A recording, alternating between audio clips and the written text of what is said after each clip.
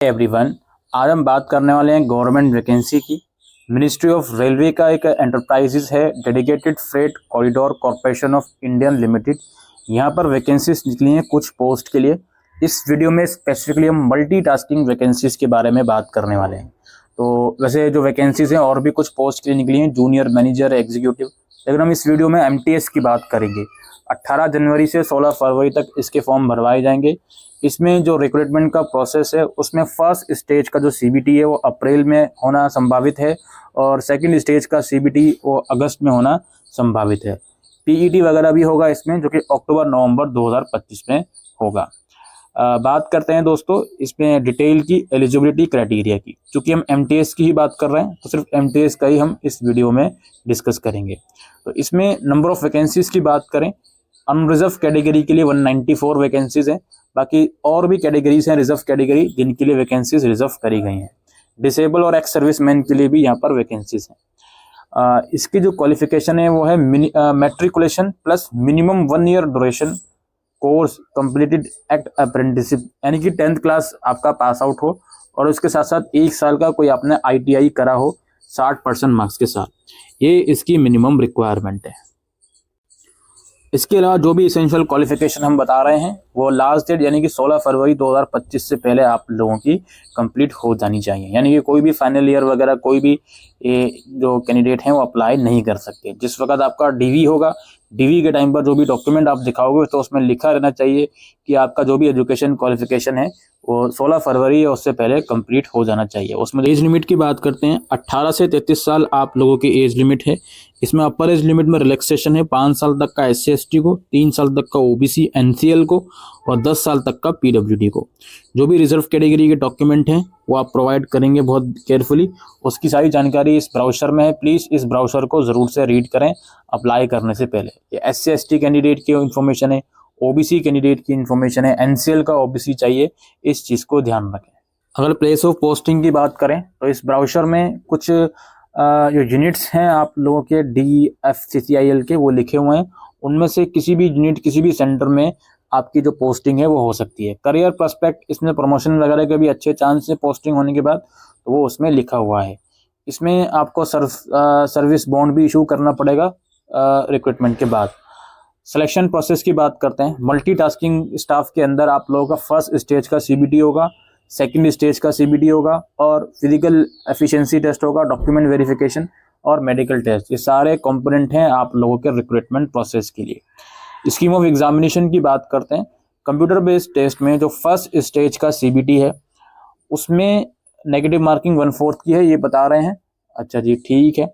और ये जो फर्स्ट स्टेज का CBT है ये स्क्रीनिंग इन नेचर है, यानी कि जो फाइनल सिलेक्शन होगा उसमें इसके मार्क्स कंसिडर नहीं होंगे। इसके मार्क्स केवल सेकंड स्टेज ऑफ CBT को शॉर्टलिस्टेड करने के लिए कंसिडर होंगे।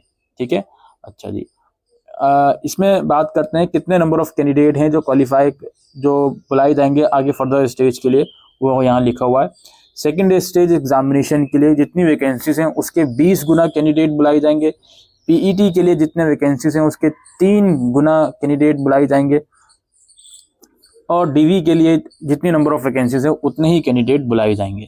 तो ये यहाँ पर साफ साफ लिखा हुआ है। अब जो पहला स्टेज का CBT है वो उसमें 100 MCQ होंगे दोस्तों, 1 मार्क का 1 MCQ यानी कि 100 मार्क्स का हो गया और 90 मिनट का आपका एग्जाम रहेगा। इसके सेक्शन आप लोग देख सकते हो, mathematical, numerical ability, general awareness, general science, logical reasoning, knowledge about railway, DFCCIL। जो भी एग्जाम्स वगैरह है आप लोगों का आपकी क्वालिफिकेशन के अकॉर्डिंग ही इसका डिफिकल्टी वेटेज रहने वाला है। सेकंड स्टेज CBT जो होगा वो 120 क्वेश्चन उसमें होंगे और 120 मिनट का वो होगा। एनेक्सर 4 के अंदर इसका डिटेल सिलेबस है जो भी मैं आपको बताऊंगा। ठीक है, और जो भी क्वेश्चन पेपर हैं दोस्तों वो सारे इंग्लिश और हिंदी दोनों ही लैंग्वेज में आएंगे। All candidate of a community having same cut off mark will be called for second stage CBT। जिनके मार्क सेम रहे उनमें कोई भी टाई केसेस नहीं देखा जाएगा, दोनों को ही नेक्स्ट स्टेप के लिए कंसिडर कर लिया जाएगा। तो ये इसमें साफ साफ लिखा हुआ है। क्वालिफाइंग मार्क्स यहाँ पे लिखा हुआ है कि स्टैंडर्ड सेट करा हुआ है इन लोगों ने, इतने मार्क्स लेकर आते हो तो ज़रूरी नहीं है सिलेक्शन हो जाएगा, ये जस्ट एक स्टैंडर्ड है। ठीक है, जो PET होगा उसके लिए स्टेज 2 के मार्क्स कंसिडर करे जाएंगे। 3 टाइम कैंडिडेट को PET के लिए शॉर्टलिस्टेड करा जाएगा। पीईटी सिर्फ क्वालिफाइंग इन नेचर है और बाकी फाइनल सिलेक्शन सीबीटी 2 के बेसिस पर ही आप लोगों का होगा।